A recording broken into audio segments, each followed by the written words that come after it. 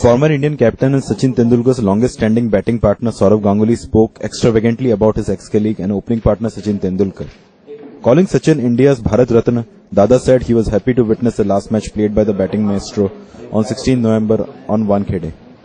They not only formed the most successful opening partnership in one-day international but also scored 12,000 runs together in 103 Test and 238 one-day internationals. When Sourav and Sachin opened for India in the 90s with the right hand and left hand combination, they sent chills down the spine of all the bowlers, including the celebrated bowlers like Shoaib Akhtar, Glenn McGraw and Alan Donald.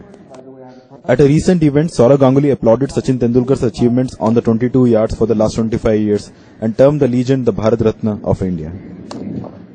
I've always said he's India's Bharat Ratna. Even before he got it, look at his achievements, it's been phenomenal. And I was so happy to be present at the Wankhede on the last test and saw the ovation he got.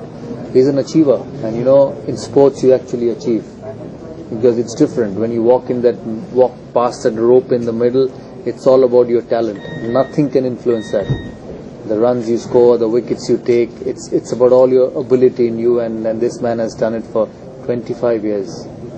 He deserves every bit of it, to be honest.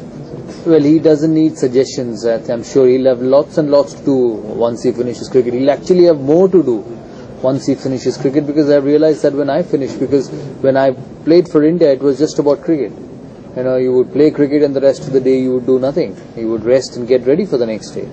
But once you finish cricket, somebody as big as Sachin Tendulkar and somebody who's contributed so much to the game, you will actually have to learn to say no to a lot of things, which I think is the biggest challenge once you finish playing the sport. When you're playing the sport, you actually, the situation creates a no for you, that you're playing for the country, you can't do anything else.